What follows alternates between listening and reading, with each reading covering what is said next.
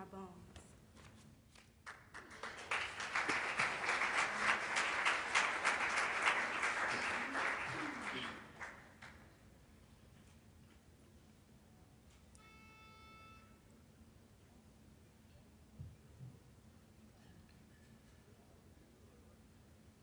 I'm gonna wait on the Lord, wait on the Lord. I'm gonna wait on the Lord till He comes. It may be night or noon, but I know the Lord is coming soon. Yes, I'm gonna wait on the Lord till He comes. I'm gonna wait on the Lord, wait on the Lord. I'm gonna wait on the Lord till He comes. It may be night or noon, but I know the Lord is coming soon. Yes, I'm gonna wait on the Lord till He comes. If you get there before I do, my Lord, tell all my friends I'm coming to, my Lord, before I stay here one day, my Lord, no second pray myself away, my Lord, I'm gonna wait on the Lord, wait on the Lord. I'm gonna wait on the Lord till He comes. It may be night or noon, but I know the Lord is coming soon. Yes, I'm gonna wait on the Lord till He comes. I've never been to heaven, but I've been told that the streets up there are paved with gold. Hallelujah. When I get to heaven, gonna sing and shout.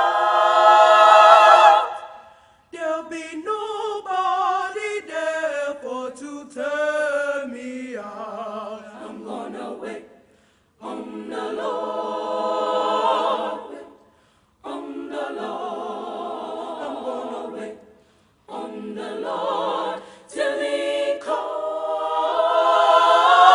Yes, it may be night or noon, but I know the Lord is coming soon. Yes, I'm gonna wait. Hold on, wait, hold on, wait, hold on, wait, hold on. Wait on the Lord till He comes.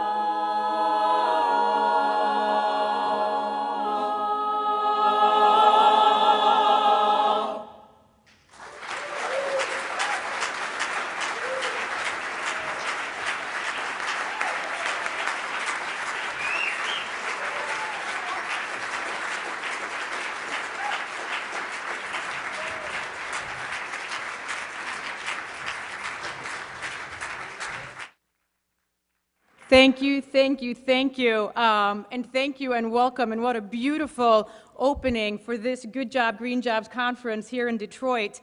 Let's give them one more hand as they get off the stage.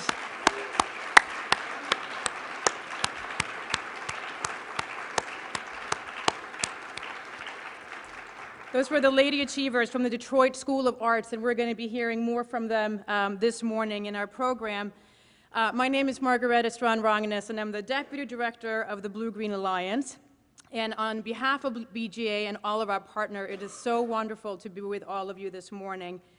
We've held 3 conferences so far this year, regional Good Job, Green Jobs conferences. We started in February in Atlanta, went to LA in March, Philly in April, and decided not to come to Detroit till May, and we have beautiful weather and it's warm, because we thought it was very fitting to end here in Detroit as the last of the regional Good Job, Green Jobs conferences.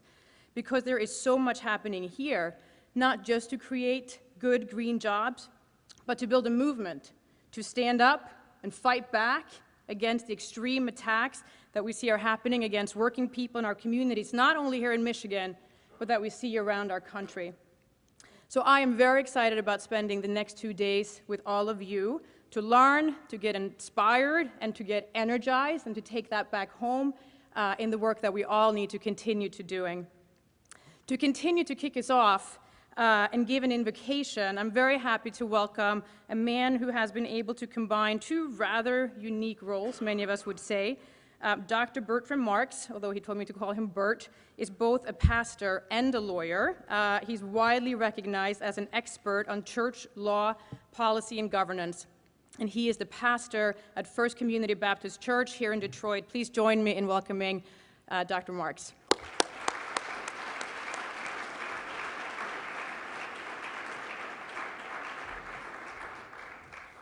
Thank you so much. It's always, well, it's never a good idea to give both a preacher and a lawyer the microphone. He's not going to do exactly what you asked him to do. First of all, I would be remiss if I didn't say that hearing those young ladies sing lets me know that the future of Detroit, being a major exporter of tremendous musical talent, is very secure. Let's give them another round of applause.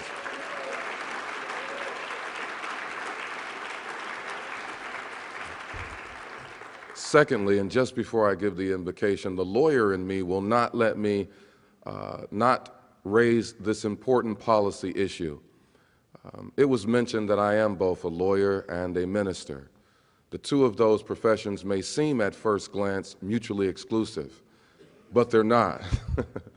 Just as it may seem that manufacturing and caring for the environment are mutually exclusive, they are not. I applaud, yes. I applaud the efforts of this conference. This is a tremendous way to explore, to dialogue, and discuss about a critical issue that's going to affect generations to come. We have to be good stewards of God's green earth, and we start being good stewards by doing what we're doing today. So give yourselves a hand for being here. And now, without regard to affiliation, without regard to your particular practice, perhaps we could all bow our heads and meditate in the same fashion toward a singular goal. We lift our spirits to the controller of the universe and ask that you endow this conference with the purpose for which it is intended. Make us good stewards of your green earth. Let us work diligently and purposefully to make sure that we bring no harm to the beautiful, beautiful planet Earth. We thank you for the opportunity. We appreciate the camaraderie, and we are hopeful that what we do here during this conference will make an impact to last for generations. We ask this in the name of the Creator of all things. Amen. Thank you very much.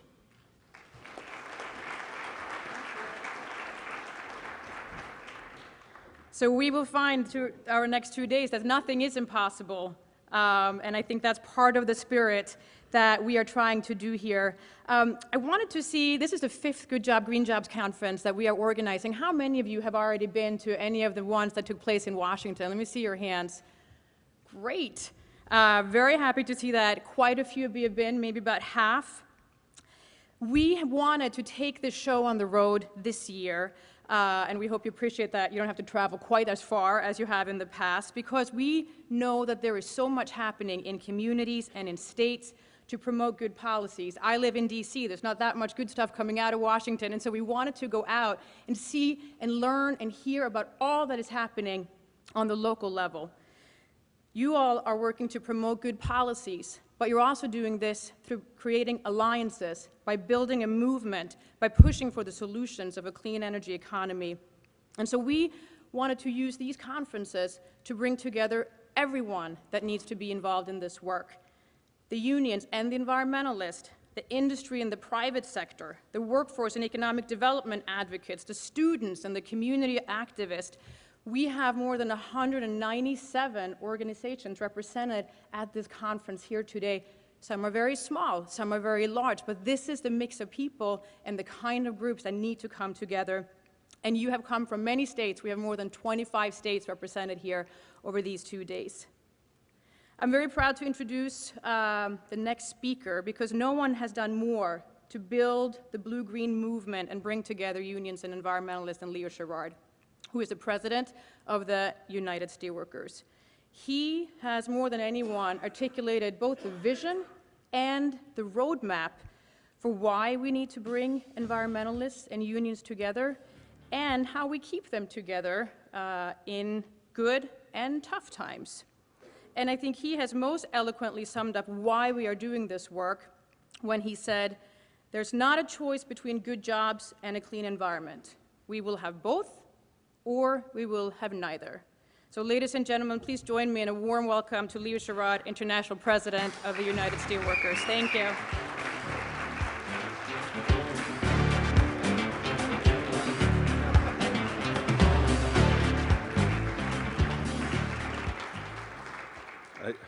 I just told Margrete that that was going to be my opening line. Now I don't know where to start. Let me start by acknowledging two friends. Dave Foster, who is the Executive Director of the Blue-Green Alliance, who is a longtime, very close and personal friend who is unable to be here today. He's had a death in his family, and he's had to take care of some of that business. And I can tell you this, that I don't normally disagree with Margrete, but if there's any one person that is truly responsible for making sure that the Blue-Green Alliance not only got started, but grew and was a success, it is David Foster, and I think we should give him a big hand even though he's not here.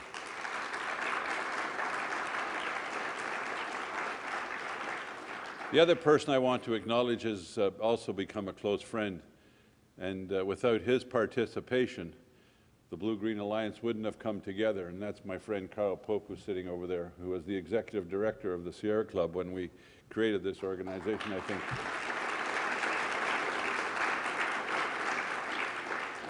I keep reminding myself that when the three of us had this idea, we created the Blue-Green Alliance on one piece of paper, one page.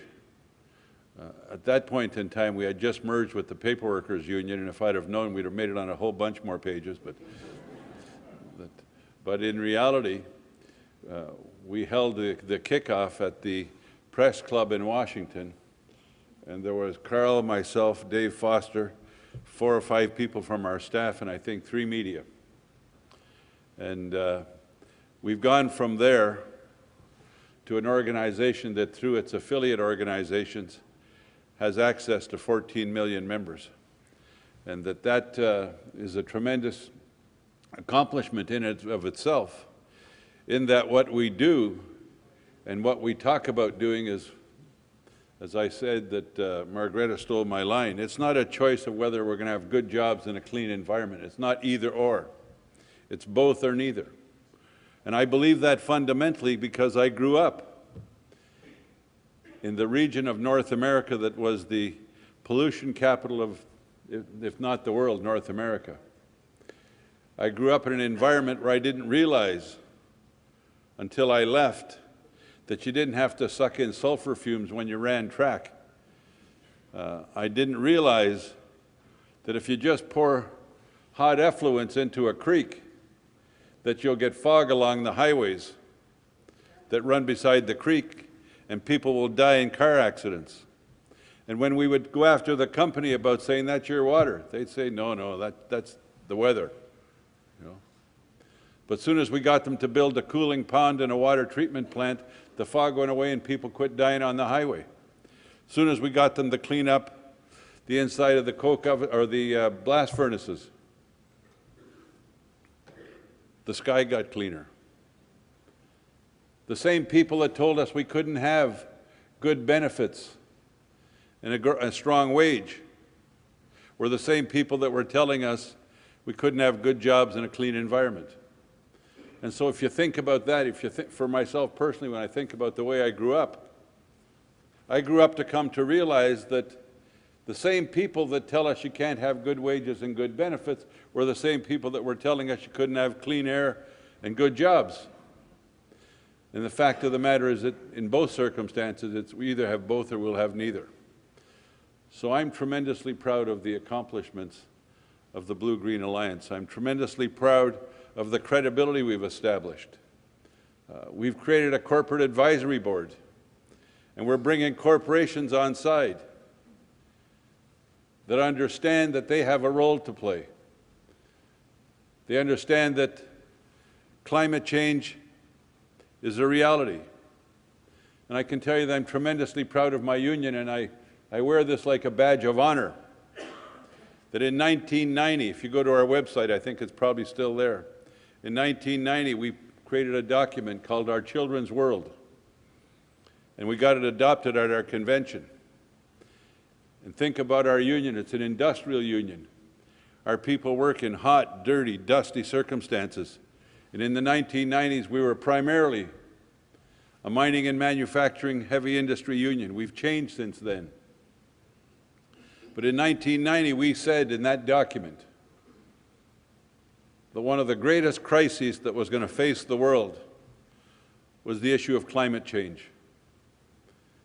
And we were ridiculed by many. The chairman of the committee that put that document together and one of the members of that committee both became presidents of the Steelworkers Union.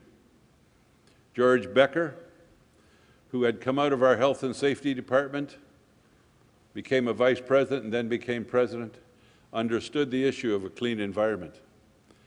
And in 1990, he put us out as the vice president of the union, put that document out ahead of the curve. I happened to be fortunate enough to have worked with him on that. That took a lot of courage on George's part. I can remember the convention where we supported the Clean Air Act, and a bunch of our members tried to storm the stage at the convention before we were going to take the vote on it. We managed to get them to hold that back because some of us blocked the stage from them. But it passed. It passed by well over 70%. So that again, we were trying to lead the way.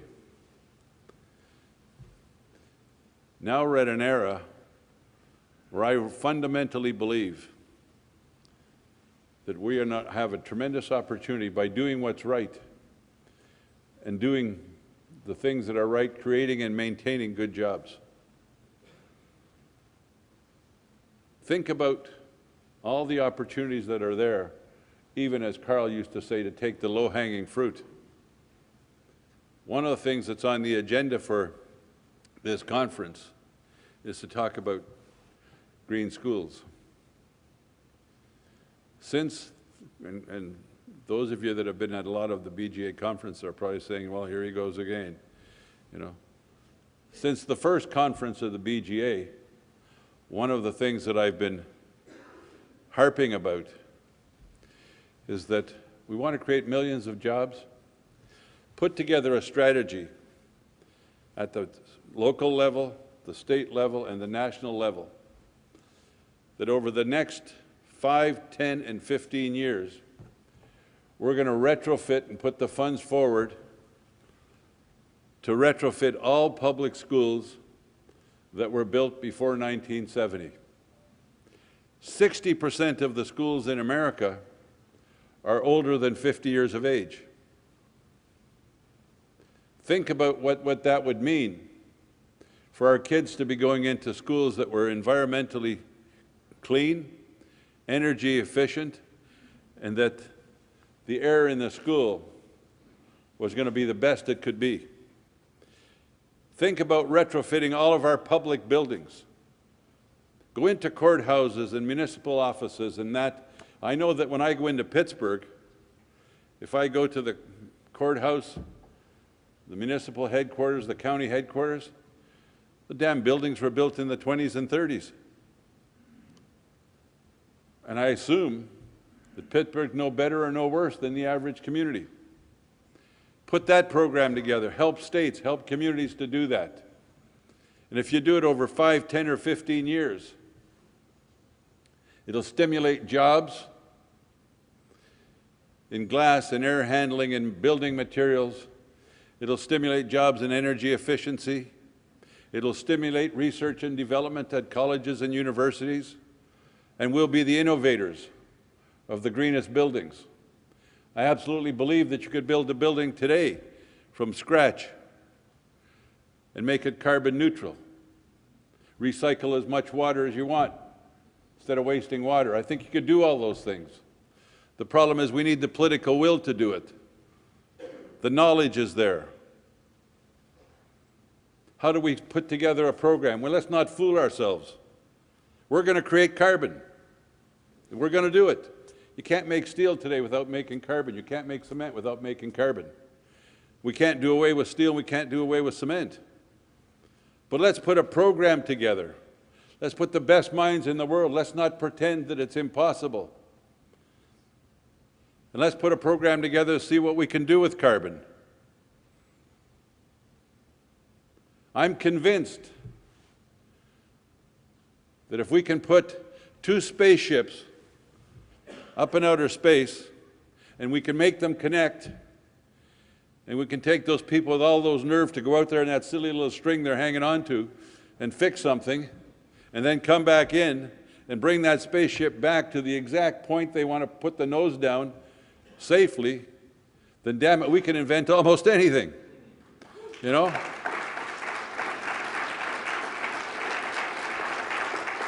As I say, my friend Karla has had a hell of an impact on me. I can remember after we went around to meet some of the newly elected senators, this is my phone. My granddaughter says, Grampy, you're supposed to be a president, and even my phone is better than yours. But this is a phone, that's all I need. We went to see some senators, and Karla and I are talking about all the things that these new senators should be supporting. And we got talking about needing a smart grid, needing an energy grid. And Karl pulls out his phone, which was not much fancier than mine, and says, you know, Senator, I can call India from here. And in a matter of seconds, I'll be talking to somebody, and it'll be just like if I was across the street. And the reason that happens so fast, and the reason my voice can come out clear, is we're using the most modern, scientifically designed and advanced switching equipment in the world. But if we put energy on the grid, and we take it a couple of 100 miles or more, we'll lose anywhere from 7% to 15% of that energy. Why would we want to do that? Why don't we retrofit the energy grid, which will create millions of jobs, and will save that energy? Think of how much you would save, how much you wouldn't need if you could just save 7% of the energy that's put on the grid. This is not things that are impossible. These are things that need political will. That's one of the reasons we created the Blue-Green Alliance. We created the Blue-Green Alliance so that we could defend industrial jobs while at the same time protecting and advancing the environment of this country and the world. One of the things that I think we need to do, and I'm going to start to try and build alliances around this, both within BGA and other places. I keep thinking of what the United States and Canada did when I was a kid. And I can tell you another story. When I was a kid, if you had a car and you parked it in the parking lot of the plant I worked, you expected when you came out there'd be shit all over the car. I mean, literally, I call it shit because they would eat a hole in the paint. All the stuff was falling out of the acid rain. I can remember my mom doing the laundry and thinking that when she brought it in, she hadn't done it. You know? We cleaned that up. And the way we cleaned it up is the United States and Canada did a bilateral acid rain treaty. The fish in the Great Lakes were dying. The rivers that were being fed and flowing into the Great Lakes were polluted and being even more polluted. The United States and Canada signed a bilateral agreement to clean up the Great Lakes. They're not yet remediated, but they're a hell of a lot better than they were when we signed that agreement. I think we need to push as citizens and activists. If we can't get a global treaty because of all the global politics, let's push United States and Canada and Mexico to do a bilateral agreement on carbon reduction. Let's push those 3 countries, if we can, or 2 if we can't, to sign an agreement that we're going to target over 5, 10, 15, and 20 years. Carbon reduction targets. Let's not let them play one against the other, the way they tried to do on so many other things. Margrete warned me that I had 10 minutes, and I think I'm probably in shit now. But let me just say, in many ways, because you're here, you're the advanced troops. You know that something has to be done, and I absolutely believe that if we're committed to doing it, we'll leave a better world for our kids and our grandkids. I keep telling everybody, I've had a great life. My guidance teacher can't believe that I am where I am. They kept trying to kick me out of high school. And I keep telling them the reason you want to kick me out of the high school are the reasons I've got this good job. So we can do it if we stand and fight together. Take care. Solidarity forever.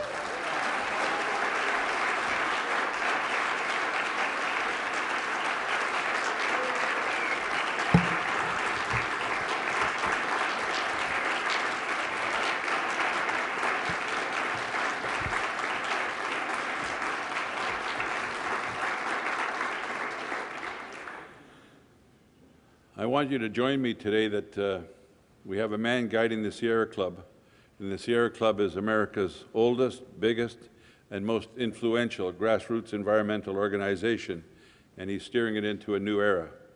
Michael Brune is the executive director of the Sierra Club. He grew up in Chadwick Beach, New Jersey, and went to school in Newby, Toms River, where his father ran a construction business and served as mayor. His mother, Patricia, taught special needs children in public school. His first environmental job was an organizer for Greenpeace. After 4 years, he joined the Coastal Rainforest Coalition, an organization since renamed Forest Ethics. In 1998, Michael joined Rainforest Action Network, where he served as the last 7 years as its executive director. His critically acclaimed book, Coming Clean: Breaking America's Addiction to Oil and Coal, was published by the Sierra Club. He is particularly interested in promoting programs that link the club's traditional protection of wildlife places, including national parks, and urgently needed climate change solutions. The Sierra Club, as I said, joined with the United Steelworkers in 2006 to form the BlueGreen Alliance. Please join with me in welcoming Michael Brune, the Executive Director of the Sierra Club and the Co-Chairman of the BlueGreen Alliance.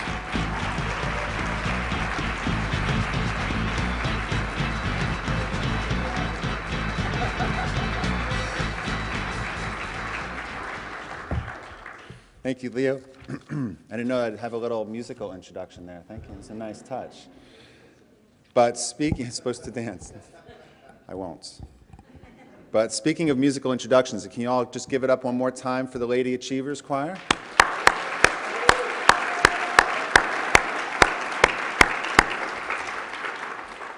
I knew that in coming here there'd be at least a little risk that I'd be speaking to the choir, but I didn't know it'd be so literally true. Let me just start by saying that it is an honor to be here to speak with all of you, and it's definitely an honor to be doing it in the capital of our nation's automotive manufacturing center. And it's a great treat to be coming up here, standing on the stage after the great Leo Gerard.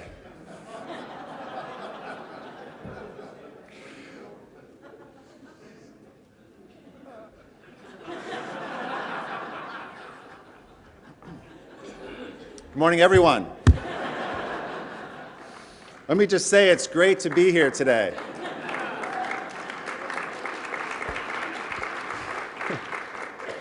and to be following behind Leo. You know, I can say that along with Carl, who it's great to see, and with Dave Foster, there would be no Blue-Green Alliance without Leo. So Leo, I just want to thank you personally for your courage, for your conviction, for your vision, and for your leadership, and for blocking that stage years ago on behalf of bringing us together.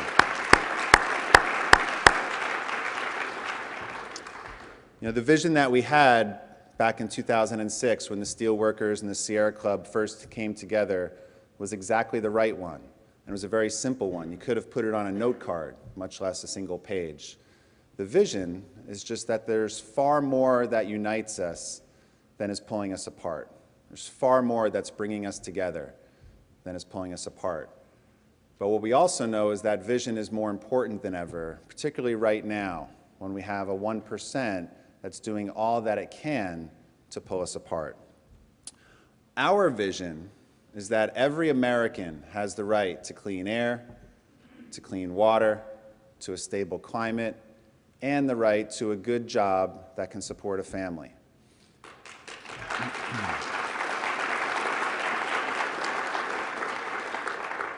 Contrast that with their vision, which is to consolidate power, to consolidate wealth in the hands of a few, and use it to stifle our democracy and to muzzle voters' rights. Our vision is to build a movement that will bring people together from all across the country to solve the jobs crisis and to meet the climate challenge with literally millions of jobs in a clean energy economy.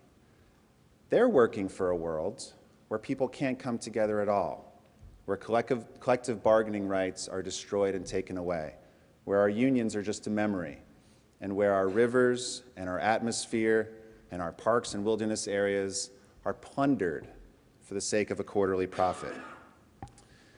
I'd say that our values and our visions are pretty different, wouldn't you agree?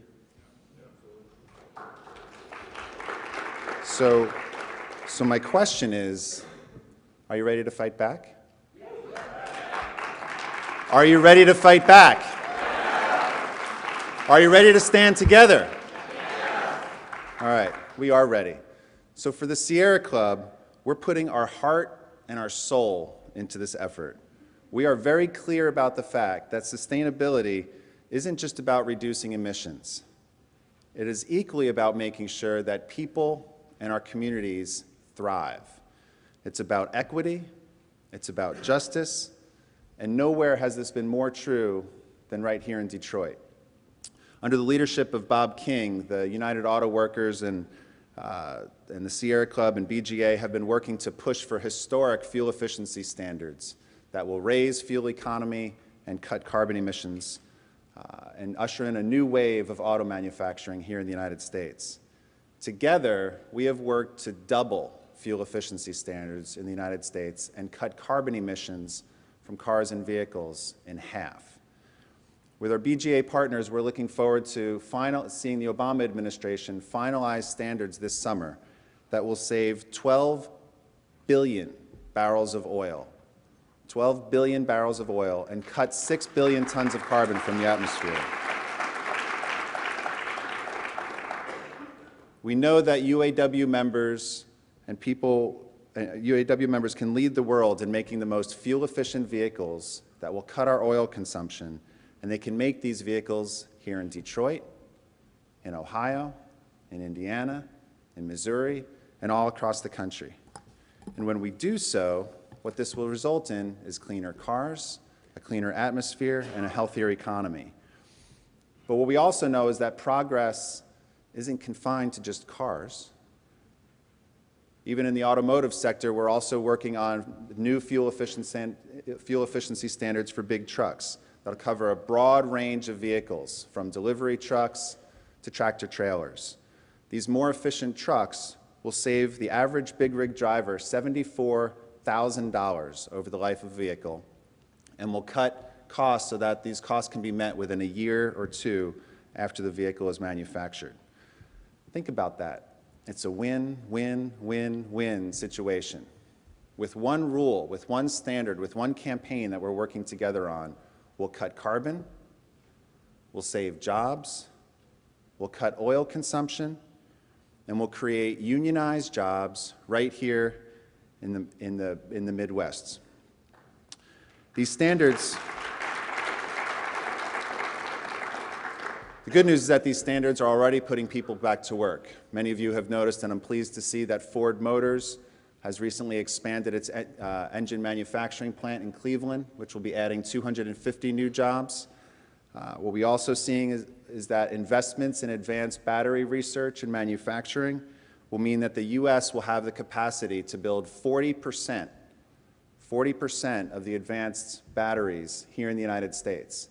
Compare that to the fact that just a few years ago, the United States only had the capacity to build 2% back in 2009. We've gone from 2% in 2009 to almost 40% just 6 years later. And again, this results in more clean jobs, less oil consumption, less greenhouse gas emissions, and thousands of good American union jobs. Now, one of the reasons why I took the job to become the executive director of the Sierra Club a couple years ago is that the Sierra Club, at its core, stands for people and the planet. You heard Leo when he gave my introduction. He said that my mom is a recently retired public school teacher working out of New Jersey. She's a proud union member for her entire professional life. My father was part of the Carpenters Union. And I know that my job, my core job at the Sierra Club, is to make sure that we're advancing solutions that work for critters. We're advancing solutions that work for some of the most beautiful places where we like to hike and camp and hunt and fish. But our solutions have to work. Our solutions won't work unless they work for our friends and neighbors at the same time.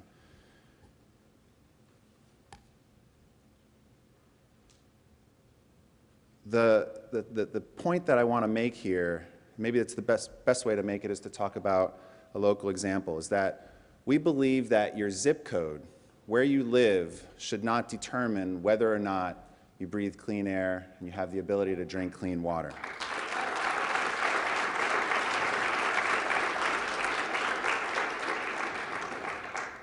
Is Rhonda Anderson here yet? Rhonda, are you in the room? She is? All right. So let me talk about Rhonda. How many of you know who Rhonda Anderson is? A few of you. All right, so let me tell you her story. So Rhonda has been working here for years on behalf of the Sierra Club and working with local community members who are living in zip code 48217.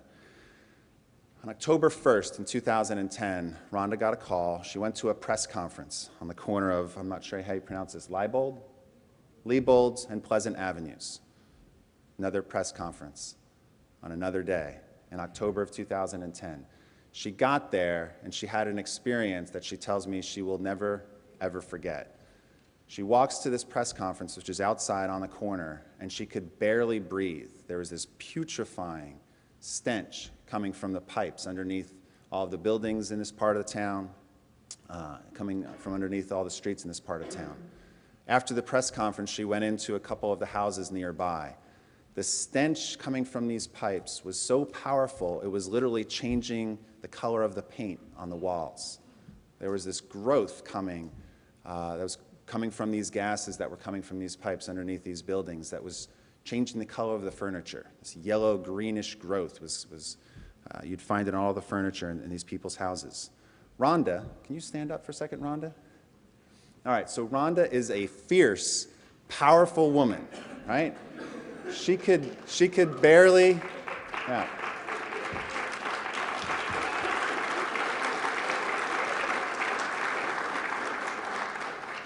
So Rhonda could barely stay inside this house for more than just a few minutes. She walks outside, she's walking down the street, she sees 3 little kids playing outside of one family's house. She looks inside the window and she sees a young mother nursing a newborn infant. If Rhonda can barely stay inside one of these houses because of the gases that are emanating from it, think about the impact on that mother. Think about the impact on that young child. What would you do if that was your house? What would you do if that was your baby? You'd organize, right? And you'd fight, because that's what you do. So that's what Rhonda did on behalf of the Sierra Club. That's what all the members of this community did. That's what we did with Global Community Monitor in the neighborhood, as they went from house to house to house to house. And then they began taking samples using these sealed 5-gallon buckets. They called it a bucket brigade. People are doing this all across the country, taking samples to document what exactly can be found in this house. They took those samples. They found 20 poisonous gases emanating from these pipes. They took it to their state legislature. They took it to members of Congress. And most importantly, they took it to Marathon Oil Company, who operates the local refinery. And they demanded justice.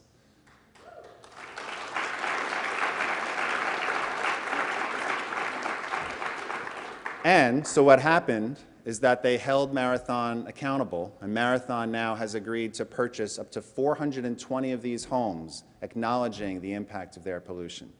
So this is what we do when we work together. In the Sierra Club, we stand ready to fight for environmental and economic justice everywhere, and we stand ready to fight and stand with our brothers and sisters to make sure that workers have the ability to bargain for better wages, they have the ability to bargain for better benefits, and for worker safety laws.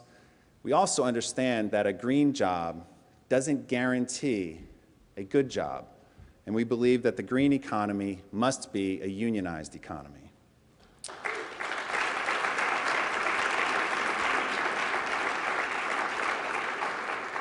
Just a couple last quick thoughts is that we are standing with workers who are working to embed collective bargaining rights into the state constitution here in Michigan. The Protect Our... If you live here in Michigan, you know far better than I do that the Protect Our Jobs campaign has been a bulwark that has been fighting against an assault on labor in the state for more than a year now. So the Michigan State Sierra Club and all of our partners are working hard to make sure that we can not just protect labor rights, but enhance labor rights into the future. We don't want to just be playing defense again and again. We want to get on the offense and make sure that 5 years from now our rights are strengthened, not being slowly ebbed and taken away.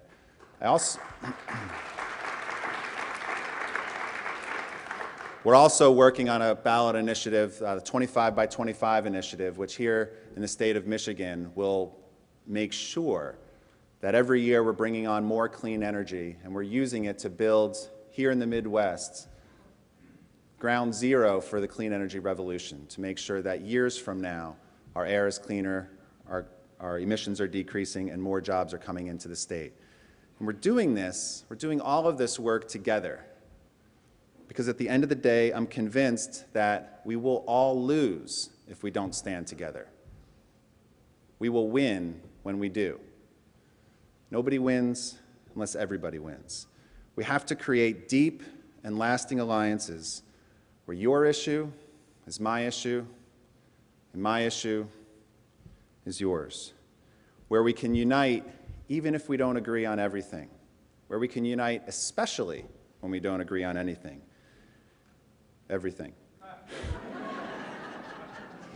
If we can unite when we don't agree on anything, then we're really doing well. But we can do this, we know we can unite despite differences because we do share a common vision, we do share common values, and most importantly, when times get tough, we've got each other's back. We know that change never comes easy, it never comes easy, and we know that especially now, we're up against very powerful forces. Their strategy is to divide us. Their strategy is to divide us. Their core strategy is to make sure that we're not standing together. So will we let them? No. Can we stand together? Yes. Will you leave today, will you leave this conference in a couple days going to work to build the movement and stand up against the 1%? Yes. Right, of course you will. Thank you everybody for all that you're doing, and thanks for coming here.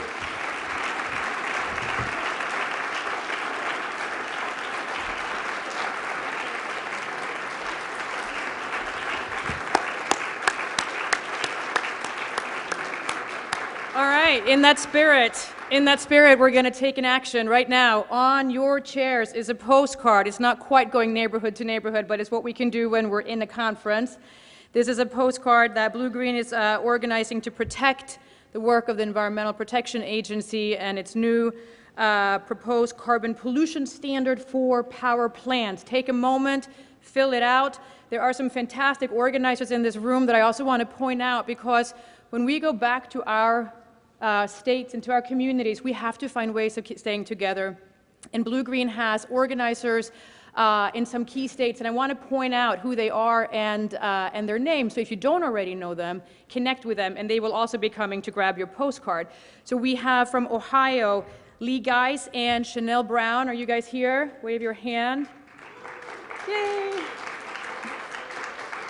We have, and many of you know Sue Brown from Michigan. Katie Gully from Minnesota. Wave and show who you are, Katie. Good. Track them down afterwards. And Tom Conway from Indiana and Illinois. Tom? So take a moment and take action and fill this out. And we have lots of these. Bring them to your union halls. Bring them to your community. We know there's an attack on the role of government regardless. And these are the kinds of things that we have to find a way to do together.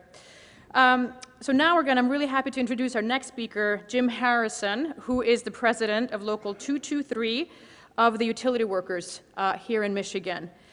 The Utility Workers Union is one of the most successful and progressive unions in all of the labor movement. They have represent over 50,000 members who are working in energy industries across the United States. And Jim has been a strong advocate for partnership between union members and environmentalists, and we're really happy to have him here today. Sue Brown said, we couldn't do this work in Michigan if it wasn't for Jim Harrison. So Jim, we are very happy that you could join us, and please join me in welcoming him.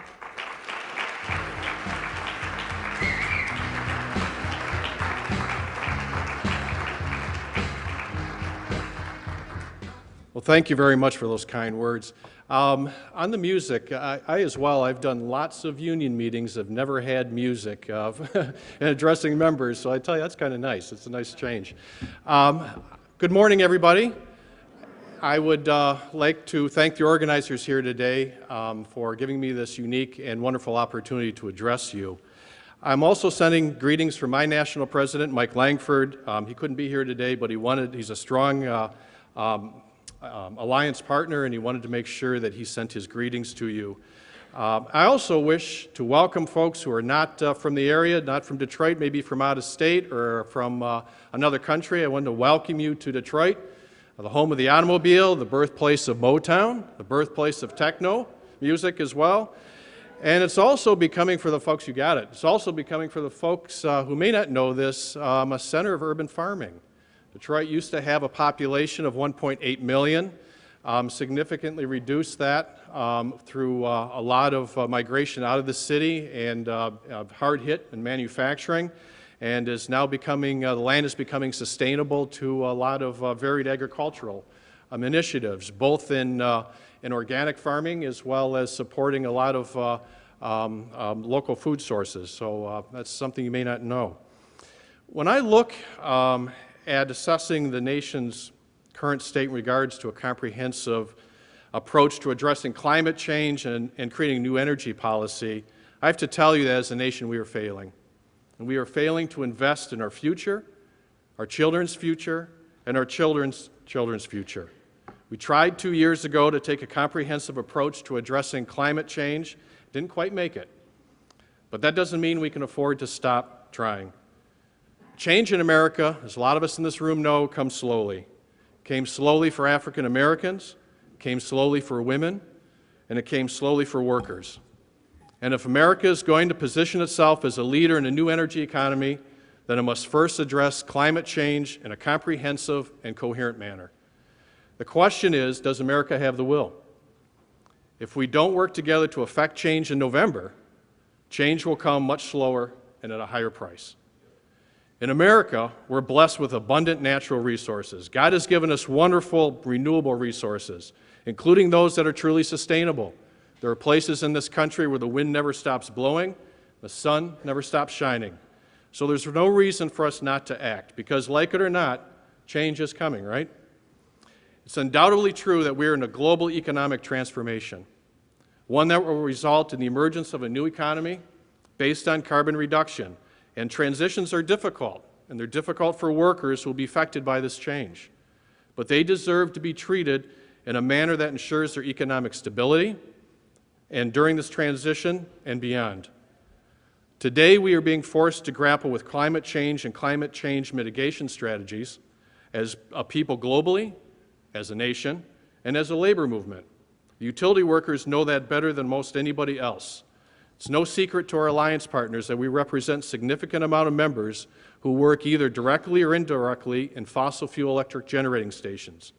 These jobs are high-skilled, well-paying family and community-supporting jobs.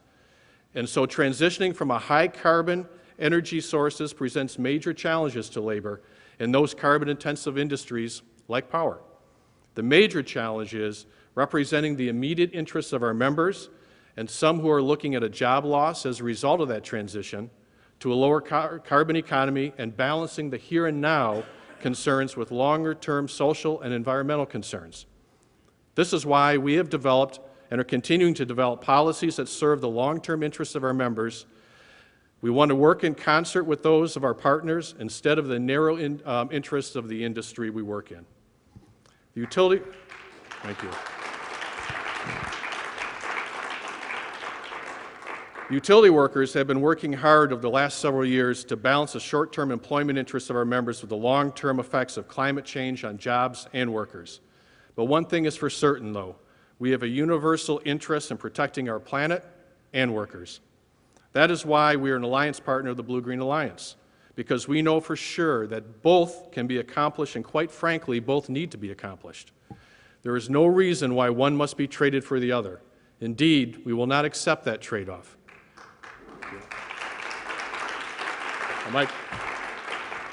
We may not always agree on the best policy to follow, but we all agree on where we are going. A transition towards a more environmentally friendly, sustainable economy will have different benefits for different energy sectors. That is where jobs are created, where jobs are going to be replaced, and where jobs cease to exist. And this is where the greatest need for adaptations and coherent social policies exist. Green jobs are what are being touted as a way out of this recession, and that's for a very good reason.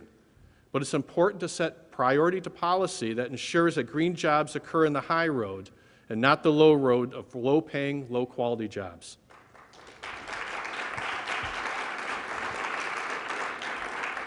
Not only are green jobs considered a way to stimulate economic growth and get people back to work, but they're also considered necessary for the future and the health of this planet. But as Good Jobs First pointed out in their briefing paper in February 2009, it is usually assumed that green jobs are good middle-class paying jobs. But at times, that's not the case. Job pay and job quality varies greatly across energy sectors. That is also proving true in the EU, where there's some evidence that indicates that the decent jobs are found in areas where large corporations are involved in renewables. For medium and small employers, many of these jobs are being marginalized. This is a real concern, and a real concern on impact on women in the workforce in the EU. We acknowledge that the U.S. does not have a history of a coherent energy policy that takes into account worker interests during economic transformation. However, the magnitude of what is to occur without a concerted global effort to significantly reduce carbon emissions calls for one, and it is incumbent upon the Blue-Green Alliance and its partners to articulate what that coherent industrial policy should be and advocate for worker-friendly policies on a state-by-state and national level. Although Europe has benefited from a process that accepts input from social partners, when crafting policy, there is no other organization quite like the Blue-Green Alliance, which brings together 14 million people under an umbrella of labor and environmental working together for common cause. Utility workers believe that a coherent national policy that benefits all workers includes rebuilding the infrastructure to modernize for greater efficiency, training and retooling of the workforce for the energy technologies of the future. The U.S. energy industry is expected to experience a large amount of retirements over the next several years, and that provides opportunities for new skills and lifelong learning. Also, maximizing existing technologies to increase efficiencies and invest in carbon-neutral generation and developing promising technologies. And lastly, to protect and extend the democratic, transparent, and accountable regulatory framework to protect workers, customers, encourage energy conservation, and reward the use of sustainable energy sources.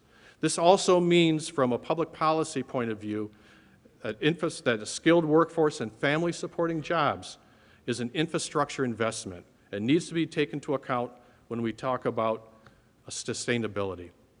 Taking a page out of the Labor and Climate Briefing paper by Tim Costello and the Labor Network for Sustainability, the UWA is focused on some key themes about climate change and its impact to workers. Number one, climate change mitigation policies are inevitable and they will cause change. We must explore the positive aspects of this change. The massive new investments is needed to completely transform the energy and transportation infrastructure in this country, and that has the possibility of creating millions of new jobs. We must confront the negative aspects of this change on work, industries, and the communities, and the workers who live in these communities, and develop plans that reskill workers and uncouple job loss from employment loss. We must ensure that green jobs are good jobs. The labor and employment standards are developed as a matter of good public policy. Developing policies and programs that contain different approaches to carbon reduction and a just transition for workers and the communities they live in is crucial, including preventing offshoring of carbon. In closing, so when we say that we are advocating to create green jobs, we must also be certain that we are creating good jobs and decent jobs. As we advocate for public policy that provides for a sustainable, environmentally friendly economy, we are also advocating for sustaining high-quality jobs. Utility workers are confident that we, as social partners, advocate for these changes. We will have left this planet a better place for our children, and brothers and sisters and friends and associates and allied partners. There's no better work that we can do when we leave this world. I wish to thank you for your attention. I appreciate the opportunity to address you this morning, and I wish everybody have a great conference. I know it's a wonderful agenda. Thank you.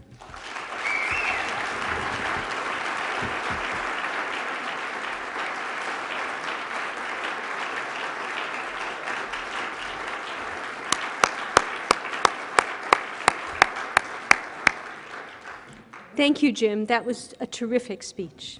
I'm Charlotte Brody. I'm a registered nurse and the director of Chemicals, Public Health, and Green Chemistry for the BlueGreen Alliance. I was born and raised right here in Detroit, the child of immigrants who came to the United States after World War II from Europe, looking for the American dream and finding it right here in Detroit. I grew up here in the 50s and 60s, when we weren't only making cars and trucks, we were making steel and decals and springs and gears and potato chips and sponges and peanut butter and bread and soft drinks, what we call pop in the Midwest, right here in Detroit. These were union jobs, and they created a working class, middle class that could have a cottage on a lake maybe, and could take vacations, and could create a tax base that created the great public schools that I'm proud to have been a K through college graduate of. I didn't tell this story just to tell you how old I am, or so you could be, thank you for laughing, or you could, feel nostalgia for my good old days, but to say we did it before and we can do it again, and we must do it again.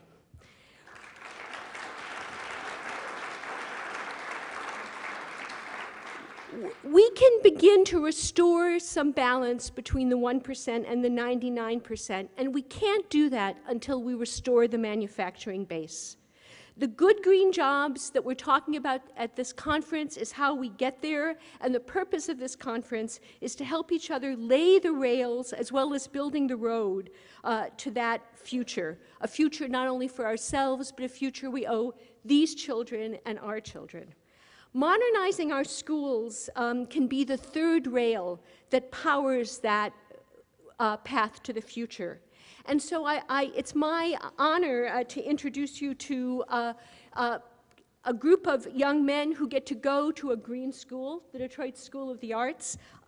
Vision is 29 young men, good name, yes, Vision, yes, who attend the Detroit School of the Arts. Over the course of the 11-year history of Vision, they've performed at music festivals all around the state, at the Governor's House, and at various civic and church events around the Detroit metro area. The ensemble is under the direction of Cheryl Valentine. Cheryl Valentine is a graduate of Cass Tech in Detroit, where my brother went to school. She's a member and the director of the music ministry at Sanctuary Fellowship Baptist Church. Ladies and gentlemen, please welcome Vision.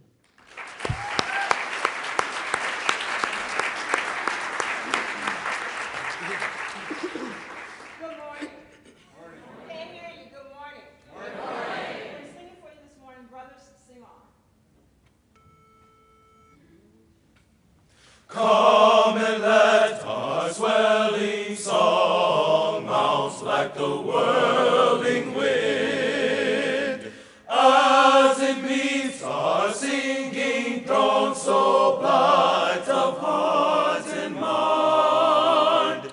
Care and sorrow now begun, brothers in song sing on.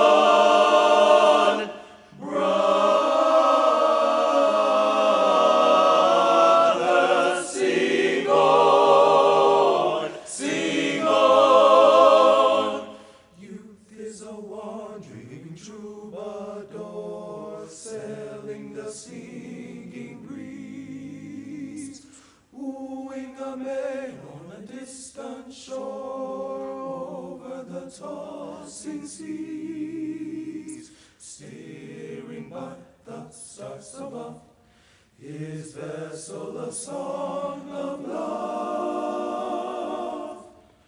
Brothers,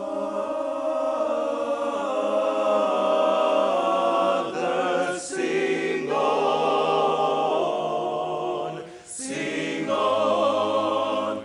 Aaron's minstrels, thus we greet you. List to our voices strong. With glad and open hearts we meet you in our festival of song. Care and sorrow now be gone. Brothers in song sing on.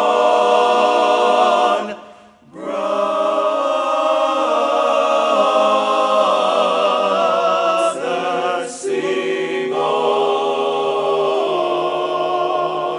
Sing on.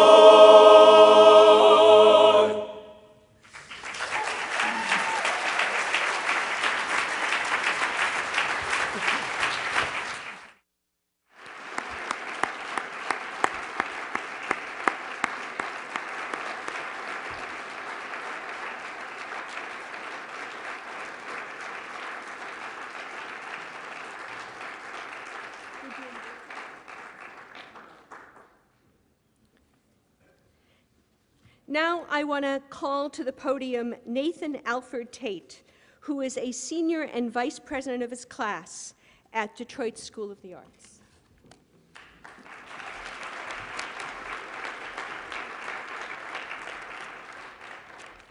Good morning, everyone.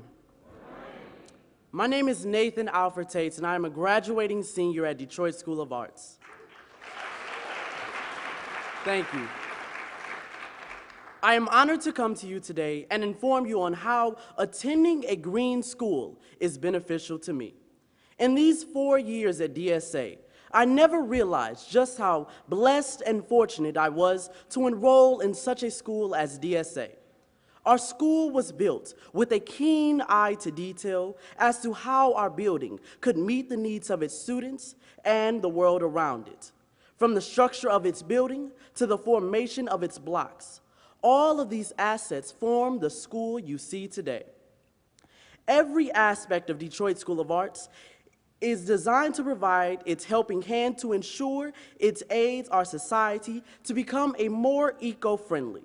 Detroit School of Arts utilizes eco-friendly material and practices, such as translucent glass, which is almost double that of its normally insulated counterpart. The glass reflects harmful direct sunlight while allowing soft, diffused sunlight in, and greatly reduces the amount of energy required in order to cool the building. Along with these assets, we have pigmented concrete blocks, which save time and money on repairs toward the blocks. Even our cleaning resources are all biodegradable and eco-friendly. As you can see, DSA is surrounded by the things needed to supply a safe and eco-friendly environment. DSA has given us the ability to think with a broader horizon, not with just the arts and academics, but with a more eco-cognizant mindset. Thank you.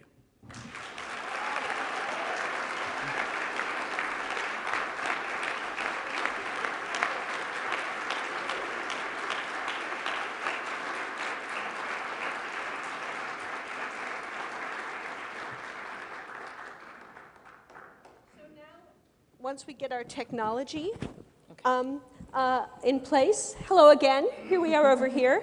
In your packets, you have biographies of all the plenary speakers. So I want you to get to hear from these two extraordinary people, so I'm not going to read you their biographies, but if you'll just join me in welcoming David Hecker, who is the president of the American Federation of Teachers Michigan, and Juliana Goodlaw-Morris, who is the campus field coordinator from the National Wildlife Federation, two of the BlueGreen Alliance 12 partners. So the economy is still in a shambles, right? Millions of people are out of work. Budgets are being cut in states and in cities. How do we have the audacity to talk about green schools at a time like this? David, do you want to start us off? Well, we absolutely have to talk about green schools at a time like this. First of all, you know, it was mentioned that more than 50% of the schools in America are more than 50 years old. So one, we need environments conducive to learning. And many of the things Nathan talked about that's going on in the School of the Arts helps create an environment conducive to learning.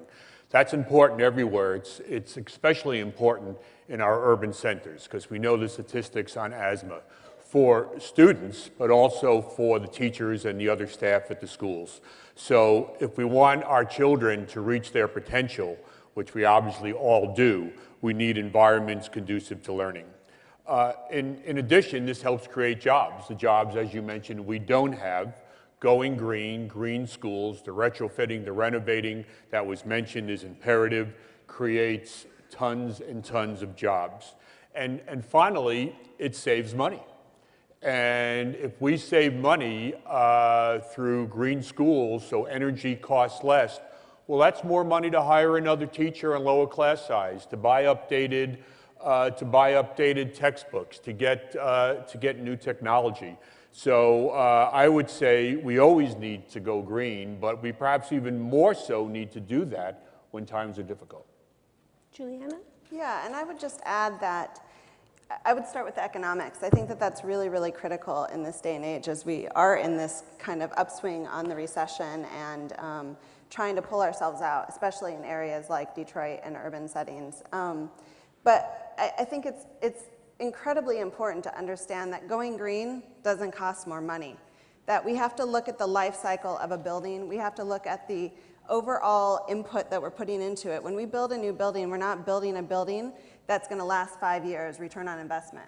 We're looking at this building, look at our buildings. They're 50, 70 years old. So the long time that it takes to have or once we have these buildings in place, we're looking at it in the longevity of an extremely long period of time. And so we need to look at the investment into greening our buildings in that time span as well. And so it doesn't cost more money necessarily to go green, which is what I think a lot of people are thinking in this environment today.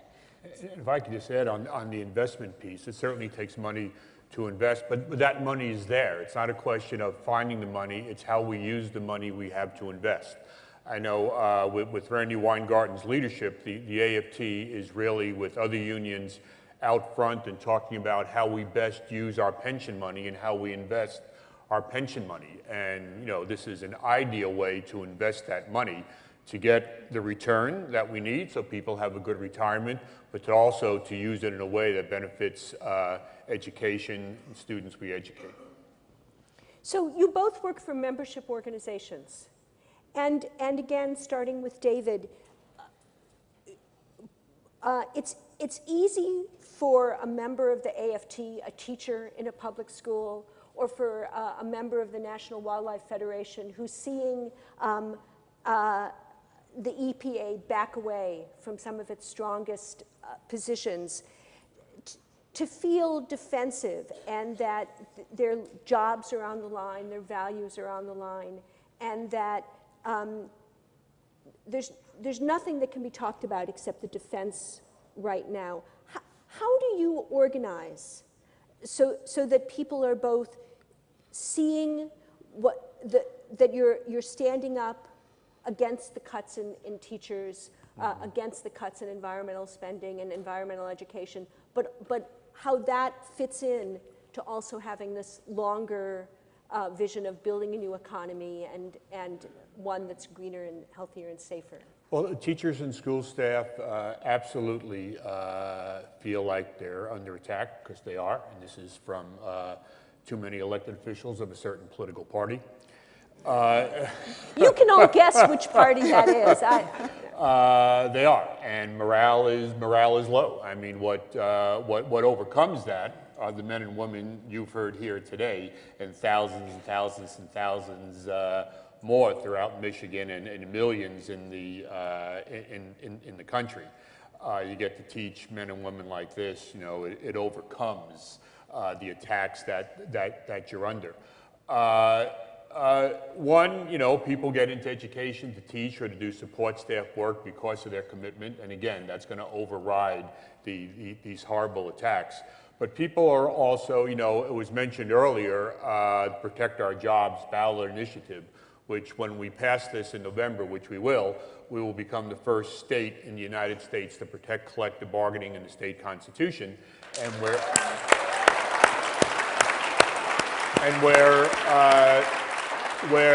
we're doing that because of all the laws that have been passed that severely undercut collective bargaining, or could be passed that severely undercut collective bargaining. And teachers and school employees and union members of every union, steelworkers, the utility workers, the UAW, the MEA, are really standing up and really leading this Protect Our Jobs movement, signing petitions, circulating petitions, coming forth with the money necessary to fund a campaign like this. So people are standing up and are fighting back. You know, Fannie Lou Hamer, I'm sick and tired and I'm not going to take it anymore. And that's what school employees are saying, and I know it's what members of unions throughout the state and throughout the country are saying. And you know, the bad guys are going to be sorry that they went so far, because they're going to be on the losing end of this in a few months.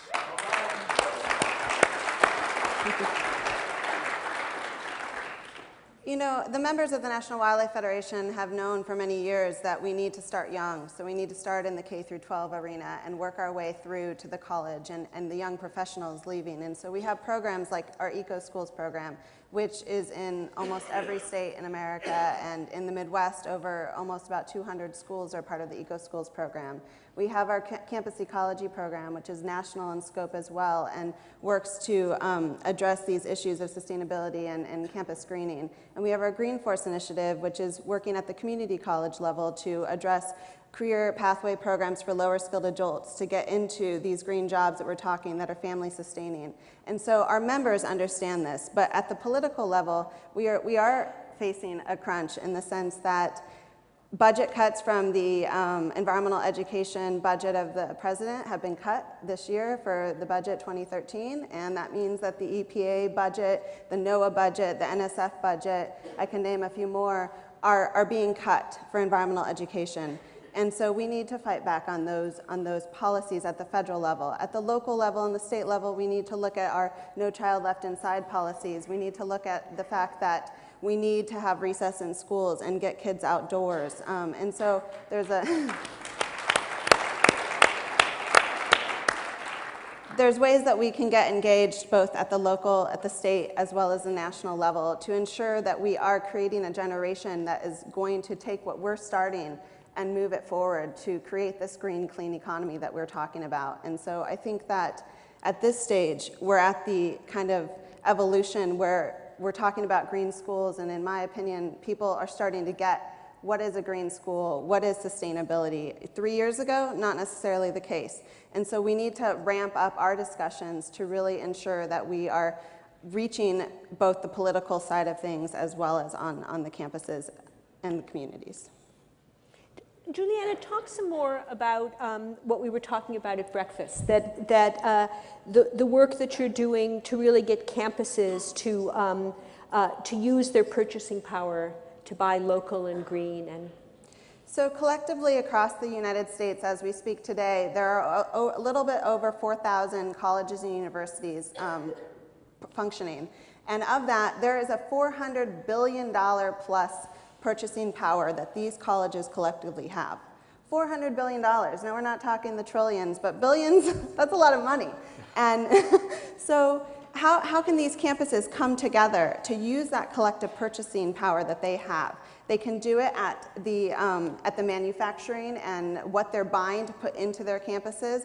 They can do it on the renewable energy side, so actually purchasing collectively green power. They can do it at the local food side of things as well, sustainable urban farming, as we were talking about earlier, about Detroit being this new mecca of urban green agriculture. And so, for example, I work with a network of colleges in the Chicagoland area, pretty much every college in that radius, and we're coming together to look at what our impact, what these schools' impact is on the local economy as it relates to sustainable food and organic foods. And so if we collectively, if these campuses can come together and start purchasing, say, 20%, 30%, 50% of their food within a 200 to a 250 mile radius, what is the impact on jobs? What is the impact on the local economy? And so as we move into the 2013 school year, we will be conducting our research on that actual, those stats to really figure out what is our purchasing power there. That's just one example, but there are other networks and other schools coming together to say, hey, we want renewable energy, and we want it at a good price, and we want to be able to be competitive in this market.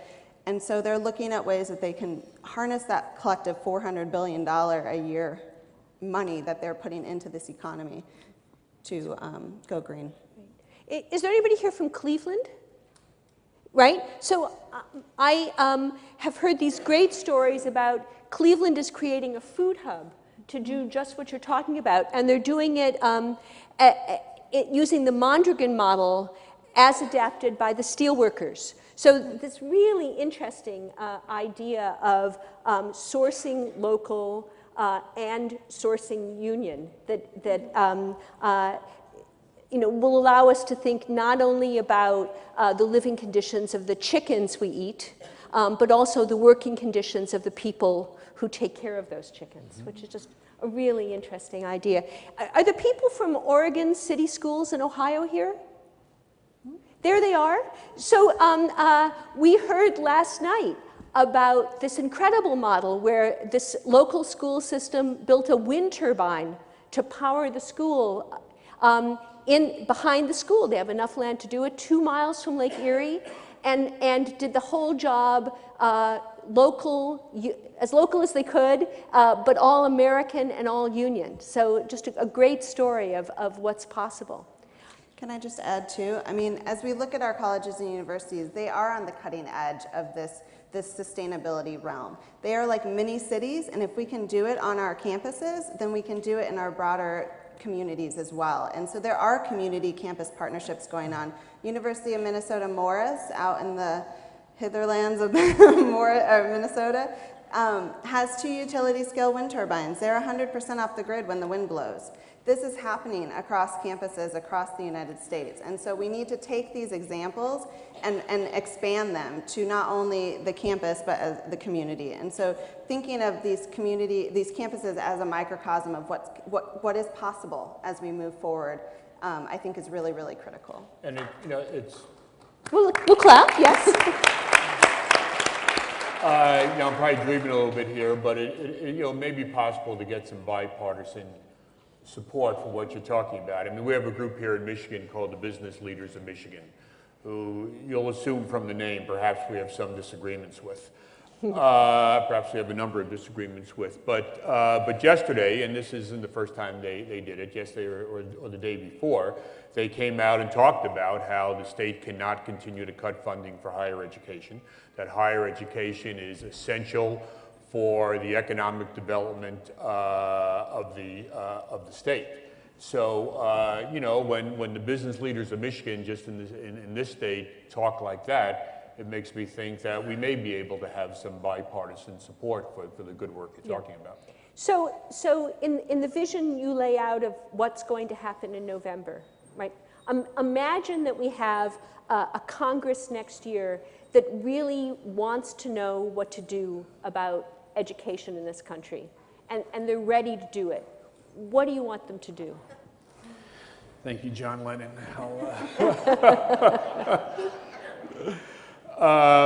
What I want them to do is to reauthorize the Elementary and Secondary Education Act under, and do it in a way unlike No Child Left Behind, which was the nickname given to it under President Bush. Unlike No Child Left Behind, authorizes it in a way that lifts up schools that need help, do not punish them, provide the kind of resources that you need, and really focus in on making our schools better by, again, lifting them up and not punishing them. I would also go beyond, you know, most of education is not federal. Most of it is state. The overwhelming proportion of the money comes from the state. The overwhelming proportion of the policies are from the state. So when in Michigan we take the state house back, we'll be able to stop all the attacks. But also when we protect our jobs, we'll have an even stronger labor movement, which is essential because the labor movement, the environmental movement, and the rest of the progressive movement is the force together that fights for quality education for everyone. Juliana, is there anything else you would ask Congress and the states to do? I think it's a couple things. I think one, there are, as we were talking about, 60% of our schools are older than 50 years old. I think having policies in place to actually get those to be retrofitted into green, which brings in the labor, brings in everyone that needs to be a part of it. I think two, to get education back, environmental education back in the president's budget is really, really critical to ensure that we have environmental education and climate change education throughout our EPA, NOAA, NSF, all of those different entities is extremely important. We cannot do away with that at this time. I also would say that there are some policies that can happen at the school level, at the district level, or at a college level, where by greening your campus, you actually are saving that money, and that money goes back into a pot that you can use for things like hiring new teachers or for greening your campus or lowering the energy bills, et cetera. There's many ways to run our money in a different way, and so looking at it more at the district level or at the campus level to ensure that the money that is being saved by these retrofits or by energy efficiency is actually going back into being used for future greening of campuses and districts. Great. And after yesterday, the president's on a great roll, so in his second term, we'll do all that. Amen. And let's leave it right there. Help me thank these great people. Thank you. Thank you. You can just stay here for a minute.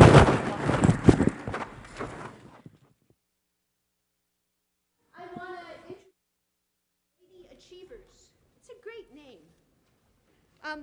This advanced women's ensemble consists of 10th, 11th, and 12th grade ladies who sight read at an advanced level. The ensemble performs throughout the metropolitan area as well as throughout the state of Michigan and across the nation for various organizations and events. They're very proud to have participated in the Michigan Youth Arts Festival in 2005, 2000, and 2010. Thank you very much for being here. The Lady Achievers.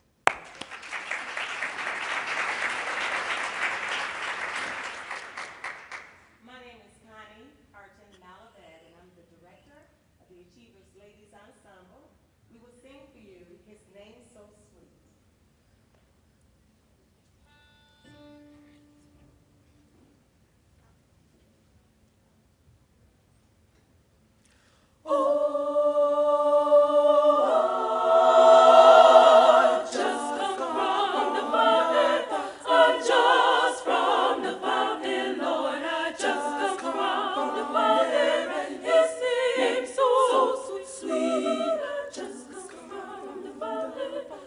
just from the fountain, Lord, I just come from the fountain. His name so sweet, sweet. Oh, say now do you love Jesus? Yes, yes, I do love my Jesus. Say now do you love Jesus?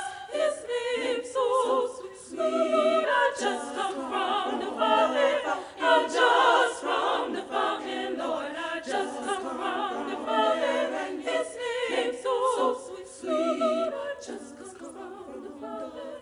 I just from the fountain, Lord. I just come from the fountain. His name so sweet, sweet. Oh, Elder, do you love Jesus?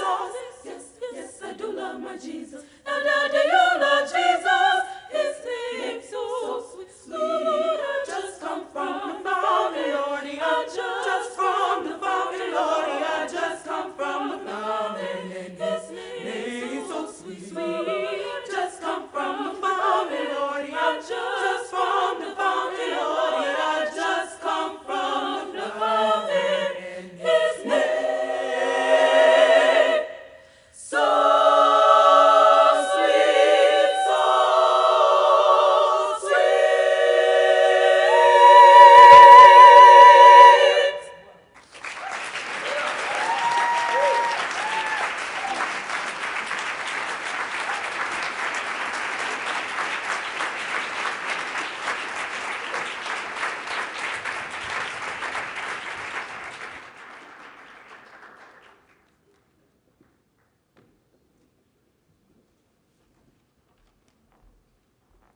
Let's hear it again for the Lady Achievers.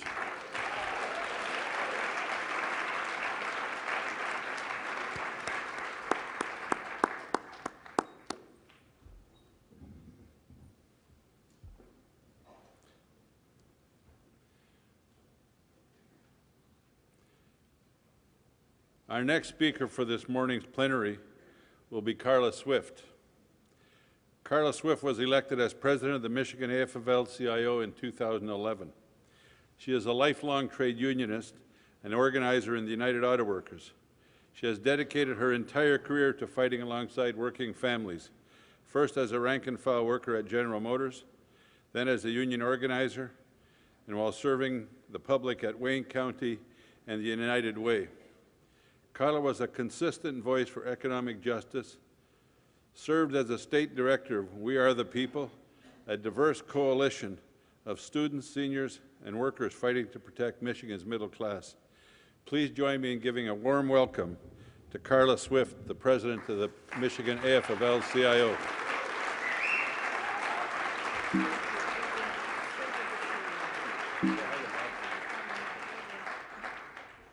Good morning. Thank you so much, President Gerard, for the introduction, and thank you for your great leadership on behalf of working families in this country and around the world. And thank you to our youth for such beautiful music this morning.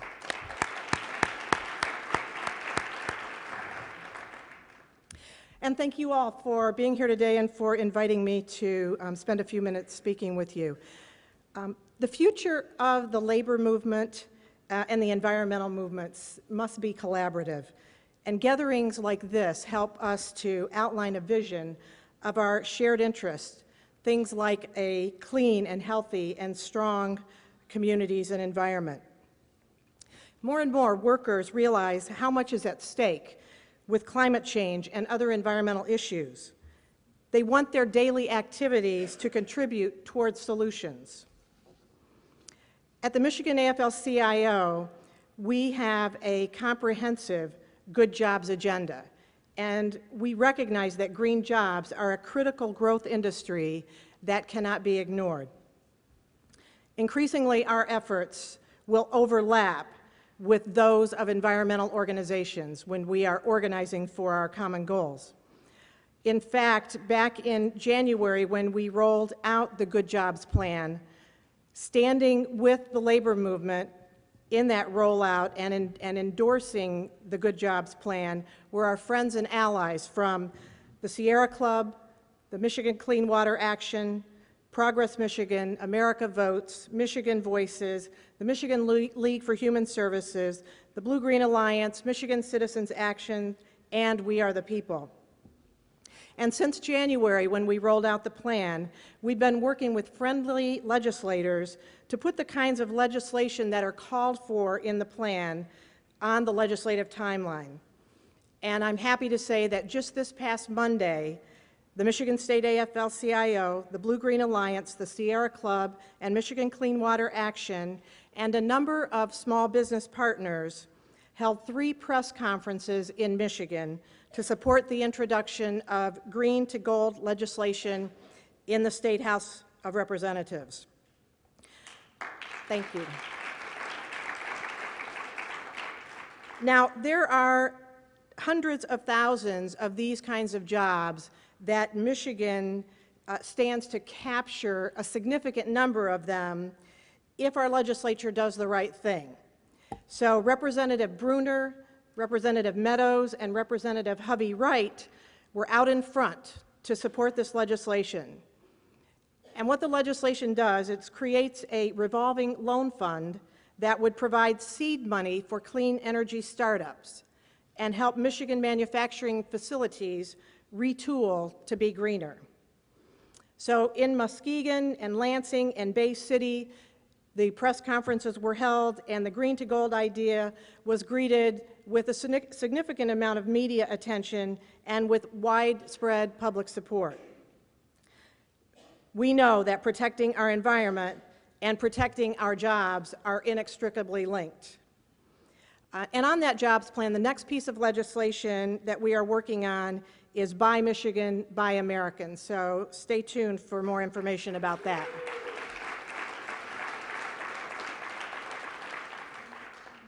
But the fact of the matter is that the majority of Lansing politicians are not paying attention to job creation and environmental protection. So it's up to us to hold their feet to the fire on these issues. We need to continue to apply pressure through letter writing campaigns to both your elected representatives and your local newspapers. And of course, we need to work to elect more responsive elected officials, just like David Hecker said earlier. So I just want to take a minute to talk about what Lansing politicians are up to if they aren't focused on fixing our economy and safeguarding our natural resources. Unfortunately, they're taxing seniors' pensions. They are placing undemocratic, unelected emergency managers in place of elected officials in local communities and school districts. And there have been a whole host of attacks on workers' rights that have already become law. And if that wasn't bad enough, there are about 80 other additional bills that are pending and under consideration that would further dismantle collective bargaining rights, which built the middle class. And over lunch break today, I'm going to be talking a bit more about the Protect Our Jobs campaign in detail, which, as David Hecker referred to, is the effort to enshrine collective bargaining rights into the state constitution. Although it may not be immediately apparent, I would just like to point out that protecting collective bargaining rights is an important environmental issue. Without collective bargaining protections, employees have less power to blow the whistle on companies that are breaking existing environmental regulations, and they have no avenue to push for stronger safety environmental standards. So we will not have a strong economy nor a sane environmental policy as long as working families are under attack.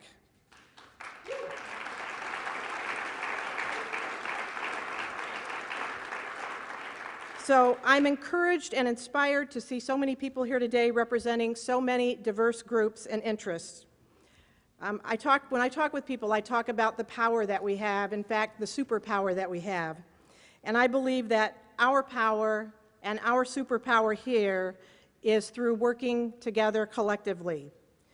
Working together, we believe we can and we must build a greener future on a foundation of workers' rights. So thank you very much for inviting me here to speak at your conference. I look forward to speaking a little bit more later on at lunchtime to the Michigan delegation, and best wishes for a great conference. Thank you.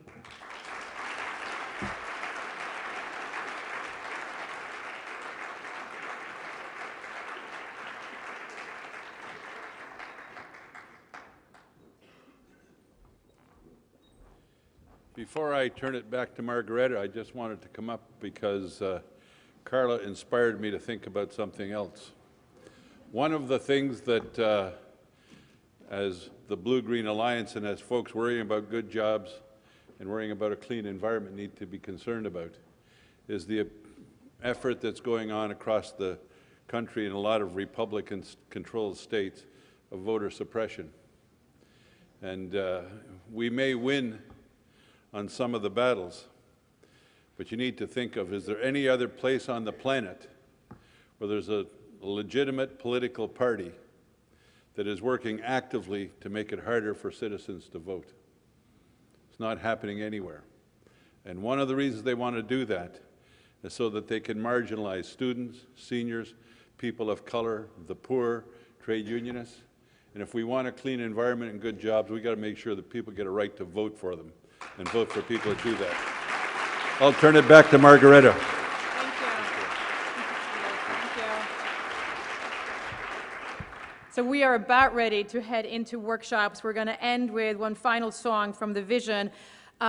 If you want to, I just want to give them an extra shout out, because not only have they come here super early this morning, they also have an all-night concert tonight starting at 6:30 at the Fine Arts, an evening of fine arts at the Fox Theater. So if you know people who haven't heard them yet, tell your friends to come see them, and we really appreciate you getting up early, and we know you have a really long day ahead, so thank you.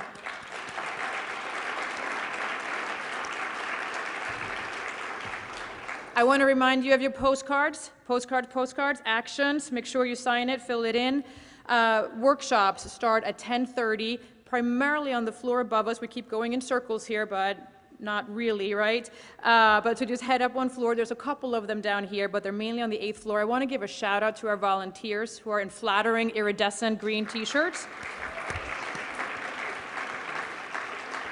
If you have any questions, they can help you. All the workshop information are on these handy pieces of paper that gives you the workshop location and the information.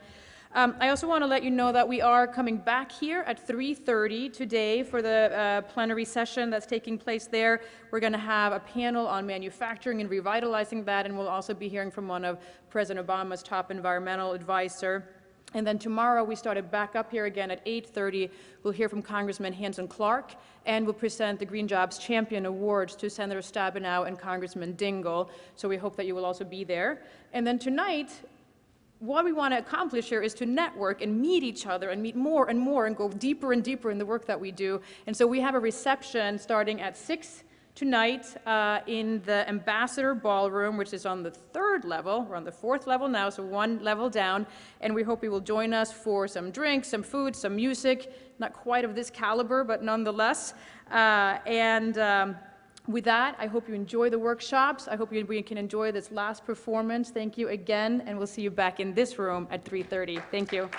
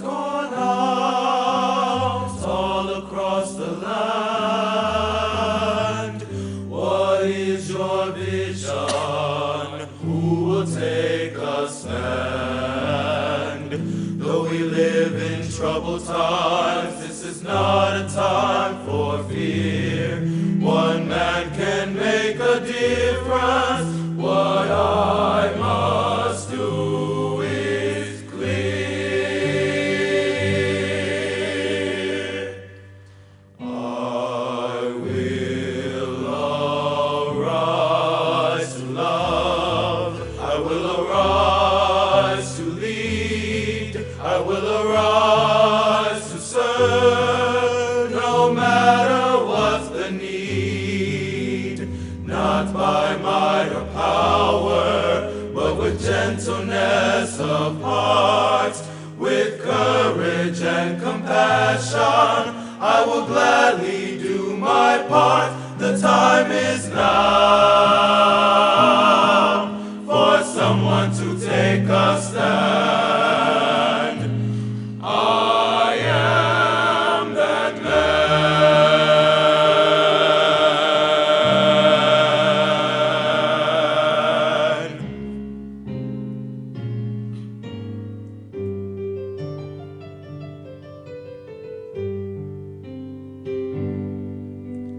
As I stand before you and look deep into your eyes, I see we're not that different, and I begin to realize that you and I are brothers. That is something to celebrate. If we work together, no challenge is too great. Arise, O brotherhood of man. Stand strong, stand tall, and say, I will arise to love, I will arise to lead, I will arise to serve, no matter what's the need. Not by might or power, but with gentleness of heart, with courage and compassion, I will gladly do my part. The time is now for someone to take a stand.